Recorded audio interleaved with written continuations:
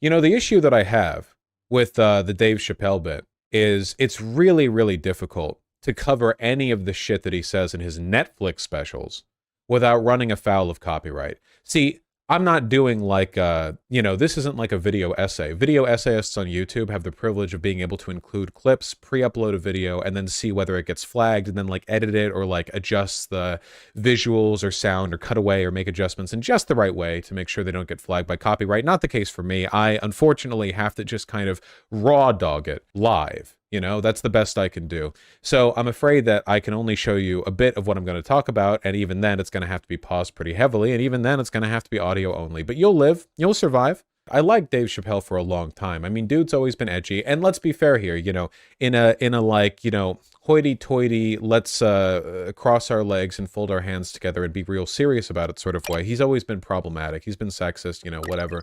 My general rule when it comes to comedy is that you get to be more and more problematic the funnier you are. And the reason for that is because we've probably all seen online the people who over and over and over again make jokes about trans people or black people or women or whatever, but the jokes are really unfunny, and it's really clear that they're just like lazily trying to present. They're like cowards. They're just presenting a political argument, usually the inferiority of a group of people, but they're doing it in like a joking format because they don't want to, you know, defend their position. So they're just like, well, you know, Dave Chappelle has been doing this for several specials now. The dude's a cuck. He's a bitch. And what's more, he's not funny. Some of the jokes he's made are funny, but a significant portion of the past 3-4 specials that he's done have been whining about trans people, and they're cowardly whines too. I remember the first time he talked about trans people, he invoked the name of like a trans friend that he had who's passed now as kind of like a, you know, well, I had a trans friend who's dead now conveniently, so she can't question anything that I say. And that means that everything, and lied about it. Didn't he like misrepresented her. He like lied about shit she said in the past, you know, very much like, and you'd think Dave Chappelle, if nothing else, been good on black issues, but that is like every white boy's first run to with black issues, you know? I have a black friend. So this next opinion I'm about to offer, this extremely well thought out and intelligent racial perspective I have, you know, hey, I have a black friend, you know, he literally did that. So again, the issue that I have here is that there are lots of funny jokes you can make making fun of trans people, even ones that are quite mean. Trans people make them all the time, as is usually the case. If you want to find good jokes that make fun of black people, don't go to white racists. Their jokes are terrible. Their jokes all have one, first of all, their jokes are structurally very uninteresting, and they also all have one punchline: black people are dumb. That's it, literally. That's it. Enjoy your comedy, folks. I mean, if you hate black people, then sure, you're going to get plenty of reinforcement on that perspective. But if you actually wanted to laugh from the comedy, it reminds me of how Ricky Gervais, total hack job, recently promoted a new special or a new stand-up bit he's doing, didn't even promote it as funny. At no point, literally just said, you know, this edgy, like standard convention defying stand-up will leave you triggered. At no point did it refer to itself as funny, which I guess is truth in advertising. I'm not going to get mad at him for being honest. But again, if you want funny jokes on black people, if you want funny, wacky jokes on how black people are silly or, you know, some negative joke about them, what do you go to? Do you go to Stormfront? No. You go to, like, I don't know, Chris Rock, Dave Chappelle. How about the Boondocks? Boondocks considered widely, I think, to be the best work of like satirical black comedy, like satirical against itself. Ever? In terms of like general acceptance, I mean, like I'm sure there's some like more niche stuff out there, but in terms of like broadly known and referenced and cited shit, dude, there is a lot of shit in the Boondocks that is just racist, like the N-word moment thing. Like, that is fully just something a racist white person would say. But because it was delivered in a specific context with specific intent, you know, it doesn't get remembered negatively by the black community. Instead, they go like, oh, haha, you know, because as it turns out, there's a lot of like nuance to this whole comedy thing. Also to the whole racial commentary thing, if you can believe it. If you want to get good jokes on trans people, go look at like trans people. Like on Twitter, they're all making jokes about each other. All of the like TTTT derivative, heterosexual, transsexual versus autogynephilia bullshit. The whole like, you know, am I boy pilled for like opening my own car door? Is it over for me? Do I have a man brain because I touch car handles rather than waiting for somebody else to do? Like this incredibly brain dead horseshit. Very funny. Boy smell, boy smell. Like very, very good comedy. If you want bad comedy on trans people, listen to Transphobes. With that in mind, let me give you this spectacular Dave Chappelle bit. I'll have to pause it frequently. I'm sorry. You'll just get the audio. I want to be careful. It's Netflix, okay? You know, it's not like it's some other YouTube video. It's Netflix. So here's a bit. It's 38 seconds, okay? God forbid I ever go to jail. But if I do, I hope it's in California. Because as soon as the judge sentences me, I'll be like, Your Honor, before you sentence me, I just want the court to know. Now, if you let's imagine for a moment you had the intelligence of a 3-year-old. Can you tell where this joke is going? Like right off the bat. Can you like so we're 11 seconds into a 38-second joke. Can you tell immediately where this joke is going, like effortlessly? With no we know immediately. Okay, right. Well, let's confirm our biases here. I identify as a woman. Bad delivery on that too. I think I could have like I'm being serious here. I'm not being petty. He is a comedian. And my central criticism here, as it is very often when I criticize comedians for being bigots, is that their intention isn't to be funny, and they're not. It's to be bigoted, which they are. Listen to the delivery, man.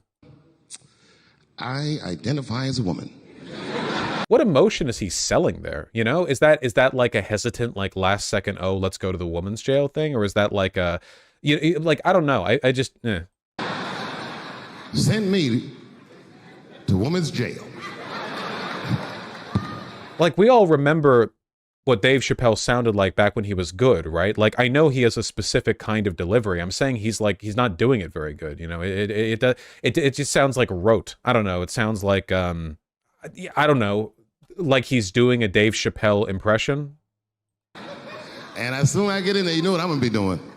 Give me a fruit cocktail, bitch, before I knock your mother teeth out. I'm a girl just like you, bitch. Come over here and suck this girl dick I got. Don't make me explain myself. I'm a girl.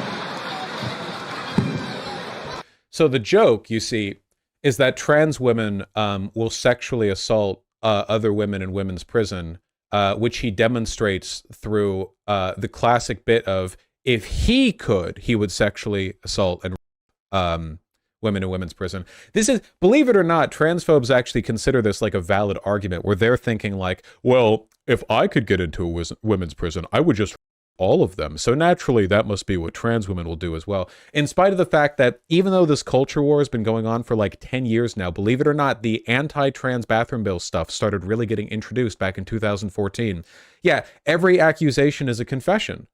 It fully is like, you know, stodgy conservatives going like, yeah, well, I would do the, so clearly they would. In spite of the fact that, again, it's been 10 years, no data, not a single piece of data indicating trans women are a threat to women in women's bathrooms. I mean, the anti-trans legislation that was advocated and pushed for, I think in the United Kingdom, with regards to like bathroom stuff, was it the UK?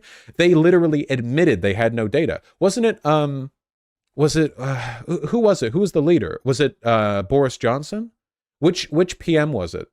Was it in Scotland? There was an admission from the Tories when they were questioned about it that they had no data. Oh no, it was Keir Starmer, wasn't it? Because he was being interviewed on his shift away from transpositivity, and he was like, yeah, well, of course, obviously, you know, we should protect the rights of women's bathrooms. And the interviewer was like, is this in spite of the fact that there's no data that trans women are a threat in women's bathrooms? And Keir Starmer was like, well, nevertheless, you know, like literally they just admitted it. So, I mean, I guess the argument really is like, well, they would the women. So naturally, you know, I think that this clip is really indicative, and I'm not just fixating on this clip because I can only go over so much material before Netflix comes and shoots me to death. But because like, it's just so unfunny, dude. I feel like there are so many funny jokes that you could make, but a lot of the funny jokes that you would have to make about trans people that would actually land they would require knowledge of trans people. That's the difference. Boondocks isn't funny if you know nothing about black people, which is why Stormfront types don't watch Boondocks, you know? You need to be familiar with black culture to enough of an extent that you can follow along with the setup of the jokes in Boondocks. That's the point. Like, it is to instill in you familiarity, not contempt. And likewise, good jokes about any group of people, trans people, gay people, women, work much better if you know the group well enough to sort of move with the flow of the jokes, if you understand what's being said, what's going on, as opposed to just looking in as an outsider. This is something that Chris Rock and Dave Chappelle both talked about. Both of them, famous black comedians, have expressed a frustration at points that a lot of their comedy on black people was being interpreted from the outside, from white people, in a way that wasn't what they intended. That they were frustrated that white people were just like laughing at, like, oh, it's like a black person mocking other black people, without knowing any of the any of the context or like appreciating the subtleties of the criticism, you know? You can go look, yeah, Dave Chappelle's older stand-up, you can look at the Chris Rock bit where he said like the N-word versus the N-word like joke, the bit that he did that he stopped doing because of white people. You know, they've done this before. Dave Chappelle is just a bigot. He's an ultra-wealthy piece of shit who only ever appeared to be progressive because he's very pro-black people.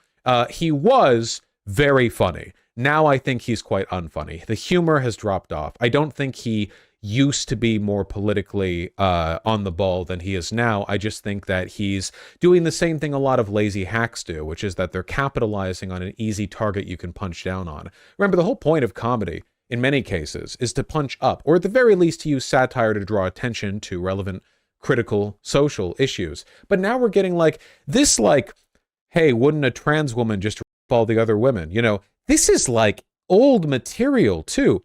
This is like making an attack helicopter joke. I'm not joking. Oh, you want another example of how out of date he is? How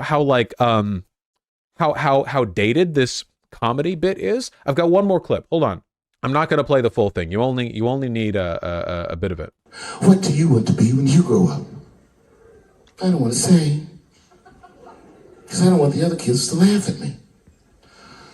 Who cares if they laugh? Your dream is yours. I have to pause here or Netflix will shoot me. Own your dream so they can come true. Say it loud and proud. What do you want to be when you grow up? Lil Nas X? Lil Nas X. That stood up in front of the whole class. I want to be the gayest that ever lived. I'm going to do a music video and slide down a stripper pole all the way to the depths of hell and suck the devil's dick. It goes on like this for a while. This is a minute-long bit where the joke is that Lil Nas X is gay. That's actually the punchline of the joke. Again, I'm not criticizing him for pointing out Lil Nas X as gay. I've heard rumors of this myself. I think it might have been subtly hinted to in some of Lil Nas X's work. But Call Me By Your Name was like years ago. What is that? Like, Lil Nas X hasn't even attracted that much media attention in the past year or so. Like, since Call Me By Your Name, he's mostly just been thirst posting on Twitter and doing a weird Krishna revival arc. Like, like the joke, I don't like this joke. Like, what are you gonna, like, what make a joke like RuPaul is gay? Like, what's your next bit? You know, that's not the name of the song. I don't care. You know what I mean? Has he fallen off? No, he's just taking a break. Artists do that. It's the privilege they get after releasing bangers like Call Me By Your Name or whatever it's called. Montanero, I don't remember what it's called. Yeah, I agree, Beetle Moses. You know, again, this is why, and I think it's important to indicate, you know, it's not just about like, oh, it's bigoted, this or that. It's that like, it's old, it's washed up, it's boring, and it's unfunny. You know where all these jokes are going the moment you like, the moment the players are involved. Trans woman prison. Dave Chappelle wants women. Lil Nas X. It's a joke that he's gay. Like, it's empty. Montero, thank you. That's what it's called. Good. It's a good song. I like it. It's a good song. It sounds nice. You know, I just, yeah, I don't know. Nick Mullen's new set on trans people was actually funny. I haven't seen it, but I trust Nick Mullen to make good jokes on trans people. Why? Is it because Nick Mullen isn't problematic? Is it because Nick Mullen is super woke? No, that's not why. It's because Nick Mullen, hey, I know he's a funny guy, and also because, Cumtown and presumably Nick Mullen's social circle are filled with very funny and also self-hating trans women, which probably means he has enough sort of experience by adjacency with these issues and talking points that you can actually make funny jokes about trans women. I could make funny jokes about, I can't even say the joke. You people are, you're very easy to make fun of, and I'd be happy to, but not on this platform. All it takes is a bit of knowledge, a bit of familiarity with a group. It's easy, but when conservatives, and Dave Chappelle is one, he is a conservative, when conservatives make jokes punching down at minority groups, obviously their intention isn't really to make jokes or to instill in you a kind of warm familial understanding of the group. They're not trying to educate you or enlighten you or in any way enrich you or your thoughts. They're trying to make you hate the group.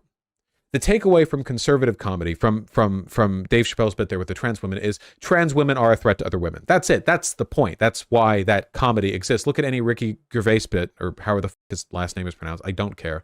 Or any conservative comedy. Look at Benny Johnson, the hallmark of conservative comedy. Look at any joke any of them make. They're never knowing or thoughtful or aware, because any awareness of the actual lives or experiences of the group they're punching down on would detract from the comedy, because the comedy is just, this group is lesser. They're a threat. They're bad. They're degenerate. And you don't want to know a group when you do that. Much in the same way, and I'll go to the most extreme example here, okay? Dave Chappelle's Strongest Warriors, the Nazis, back in the 40s, they made plenty of, let's say, comedy satire of the Jewish population throughout the late 20s, 30s, probably less so in the 40s, past a point, I guess they're just overdoing it. But, there was a lot of comedy satire of Jews. Now I ask you, and you answer this, I imagine, with no knowledge in the subject, but that's fine. You're probably going to be correct anyway. Were these jokes about the Jewish population made with any knowledge of or understanding of Jewish issues, culture, comedy, anything? Were they in any way familiar with the actual lives and experiences of Jewish people? No, of course they weren't. Absolutely not. No. They were just ridiculous, they'll say whatever. But if anything, the insults that they directed towards Jewish people back then were more reflective of the dominant German culture than they were of Jews themselves, much in the same way that Dave Chappelle saying, well, if I was in a women's prison, I'd rape all the women, is much more reflective of Dave Chappelle than it is of trans women. And I gotta ask, for conservatives who pretend, like TERFs, who pretend to care about the rights of women, they're going to celebrate Dave Chappelle's comedy bit. Why would you celebrate a bit where the comedian just flatly states, if given the chance, he would a bunch of women? Sincerely, because he said he's Team TERF in his first anti-trans comedy bit. So how are you going to watch that, where the literal structure of the joke is him saying, oh, I would do the raping, and go yeah, haha, ally to women? Seriously. I think that's pretty weird, personally. I think that's a weird thing to say. If I was for some reason sent to a women's prison, I don't think I would say, give me the fruit cocktail, bitch, or I'll knock your teeth out, suck my dick. I think I'd mostly be confused. I'd feel a little awkward, I guess, what am I doing here? That's just not where my mind would go to, I feel. It's like the awful woke student skits on Israeli TV. Yeah. Do you think he screens his jokes through a PR team before he says anything anymore? I don't. PR team. He's a comedian. I doubt he does that. I'm sure he has other writers who help, or maybe he doesn't. I don't really know. It's not funny. I saw a bit more of the special, stuff that was just kind of to get a feel for it. I don't know. It's very empty. It's very flat. It's just boring, really.